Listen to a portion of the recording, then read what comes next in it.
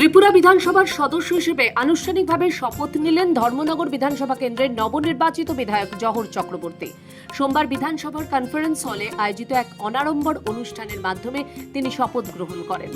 বিধানসভার অধ্যক্ষ রামপদ জামাতিয়া তাকে শপথ বাক্য পাঠ করান। এই বিশেষ মুহূর্তে উপস্থিত ছিলেন রাজ্যের মুখ্যমন্ত্রী অধ্যাপক ডক্টর মানিক সাহা সহ মন্ত্রিসভার অন্যান্য সদস্য এবং বিশিষ্ট ব্যক্তিবর্গ। শপথ গ্রহণ শেষে সংবাদ মাধ্যমের মুখোমুখি হয়ে জহর চক্রবর্তী ধর্মনগরের জনগণের প্রতি গভীর কৃতজ্ঞতা প্রকাশ করেন।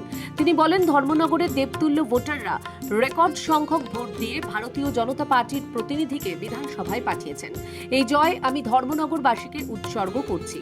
তিনি আরো জানান, এলাকার সার্বিক উন্নয়নই হবে তার প্রধান লক্ষ্য। প্রাক্তন বিধায়ক তথা অধ্যক্ষ প্রয়াত বিশ্ববন্ধু সেনের অসমাপ্ত কাজগুলো অগ্রাধিকারের ভিত্তিতে শেষ করার পাশাপাশি ধর্মনগরকে একটি আধুনিক ও উন্নত জনপদে রূপান্তর করতে তিনি প্রতিশ্রুতিবদ্ধ। উন্নত ধর্মনগরে রূপান্তরিত করতে চাই। আমাদের রাজ্যের মাননীয় মুখ্যমন্ত্রী এই ব্যাপারে প্রতিশ্রুতিবদ্ধ এবং আমাদের প্রদেশ সভাপতি প্রতিশ্রুতিবদ্ধ যে আমাদের ধর্মনগর ত্রিপুরা এবং ধর্মনগর উন্নয়নের জন্য কাজ ওনারা করে যাচ্ছেন এবং আমরা সেই উন্নয়নের ধারাকে অব্যাহত রাখাই হচ্ছে আমাদের মূল লক্ষ্য।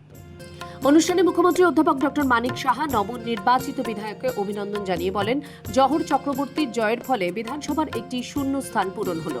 মুখ্যমন্ত্রী আশা প্রকাশ করেন যে তিনি শুধু ধর্মনগর নয়, সমগ্র রাজ্যের উন্নয়নে গঠনমূলক ভূমিকা রাখবেন। তবে এদিন সাংবাদিকদের এক প্রশ্নের উত্তরে মুখ্যমন্ত্রী স্পষ্ট জানিয়ে দেন যে বর্তমান সময়ে মন্ত্রিসভা সম্প্রসারণের বিষয়ে সরকারের কোনো তাৎক্ষণিক চিন্তাভাবনা নেই। এই পবিত্র বিধানসভায় এসে ভোট টেকিং গিয়েছেন আজকে। এখন এই পবিত্র বিধানসভার আরেকজন সদস্য যে জায়গাটা শূন্য স্থান ছিল সেটা পূরণ হবে। আমি ঈশ্বরের কাছে প্রার্থনা করি উনি যেন ওনার দায়িত্ব যথাযথভাবে পালন করবে। উল্লেখ্য, ধর্মনগর বিধানসভা কেন্দ্রের প্রাক্তন বিধায়ক তথা ত্রিপুরা বিধানসভার প্রাক্তন অধ্যক্ষ বিশ্ববন্ধু সেনের অকাল প্রয়াণে শূন্য হওয়া আসনে উপনির্বাচন অনুষ্ঠিত হয়েছিল। সেই উপনির্বাচনে ভারতীয় জনতা পার্টির প্রার্থী হিসেবে জয়ী হন জহর চক্রবর্তী। জয়ের পর বুধবার ত্রিপুরা বিধানসভার সদস্য হিসেবে আনুষ্ঠানিকভাবে শপথ নিলেন তিনি। পাশাপাশি এদিন জহর চক্রবর্তীর এই শপথ গ্রহণকে কেন্দ্র করে তার অনুগামী ও দলীয় কর্মীদের মধ্যে ব্যাপক উৎসাহ উদ্দীপনা লক্ষ্য করা গেছে। ত্রিপুরা থেকে দেবাশিস ঘোষের রিপোর্ট, সিএন ত্রিপুরা।